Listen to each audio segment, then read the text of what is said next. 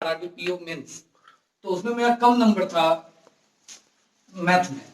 तो अमरजीत सर एक आते हैं, तो उनका मैथ बहुत अच्छा था, तो उनसे बात किए कि सर मैथ सुधारना है, तो बोले कि बनाओ। तो हम बोले ठीक है, फिर तो क्या बनाए तो नहीं। फिर गोविंद सर का रिजल्ट हुआ, उनसे बात की, वो भी बोले बनाओ। फिर हम मतलब सबसे पूछते थे कि कोई ऐसा उपाय दे दे कि हम गोली खाए और ठीक हो जाए। वैसे ही तो इंग्लिश हमसे पूछता है, तो कोई वैसा शॉर्टकट नहीं है। सबसे बड़ा चीज क्या बोल दिया मालूम, कोई वैसा शॉर्टकट ठीक नहीं है। बिना मेहनत किए आपका मार्क्स नहीं इंक्रीज होगा, चाहे वो कोई सब्जेक्ट हो। जीए में किसी दिन होता है कि जो नहीं पढ़ा हुआ है उसको 30-35 आ गया एग्जाम में, लेकिन वो हमेशा मेंटेन नहीं कर सकता है वो। और एग्जाम तभी होगा जब आप हमेशा मेंटेन कर सकते हैं। हो सकता है एक में इंग्लिश 20 नंबर आ गया, लेकिन दूसरा दिन 3 नंबर आया, तीसरा दिन भी 3 नंबर आया, मतलब किसी एक दिन ही बढ़े तो वो कम का नहीं है। लेकिन अगर रेगुलर आप 15-16 भी ला रहे हैं, हो सकता है एग्जाम में आपका लक साथ दे और आप 20 पार हो जाए और आपके पास नौकरी रहेगा। सारा सब्जेक्ट पे ध्यान दीजिए और सोचते हैं इंग्लिश के लिए खासकर इंग्लिश के लिए लोगों के लिए तो तुम्हारा इंग्लिश बहुत अच्छा है, नोट अच्छा है।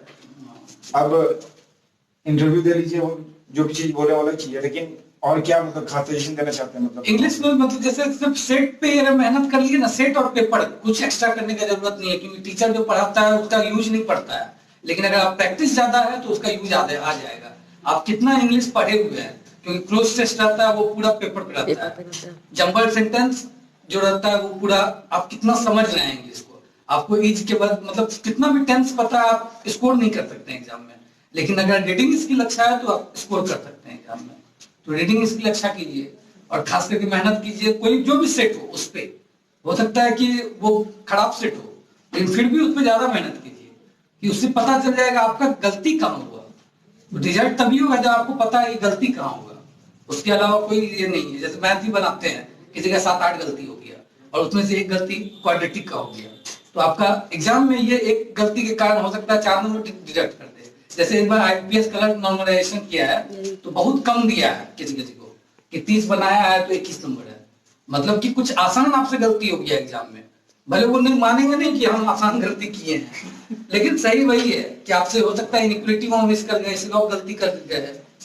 तो कुछ आसान गलती मतलब आपको भारी नुकसान हो। ये जरूरी नहीं कि 5 गलती होगा तभी आपका 1.25 कटेगा, एक गलती पे भी वो 2 नंबर काट सकता है। तो उतना ध्यान रखिए और अपने साथ थोड़ा सा रहिए कि क्या ईमानदार। बहुत को देखते हैं कि एक क्वेश्चन इधर से छाप लिए, एक क्वेश्चन इधर से छाप लिए, एक क्वेश्चन यहाँ से छाप लिए, जो 0.25 आपका छूटेगा एग्जाम हम लिख के दे दिए। हो सकता है यहाँ एक क्वेश्चन आप कम बनाइए, लेकिन एग्जाम में वो क्वेश्चन बढ़ेगा। और वही 1-2 क्वेश्चन भी छाप लेते हैं कि पास कर जाएंगे, यहाँ पास करके आप कुछ नहीं कर सकते हैं। अपने आप पे मेहनत कीजिएगा तो यहाँ खुद ब खुद पास होने लगिएगा। तो वही मेंटेन करके रखिए कि ईमानदार रहिए कि आप पढ़ रहे हैं, मतलब आप जान रहे हैं पढ़ रहे हैं, किसी को शो नहीं कर रहे हैं आपकी हम पढ़ते हैं, बहुत पढ़ते हैं, 20 घंटा पढ़ते हैं, तो कोई शो करके फायदा नहीं है। ठीक है।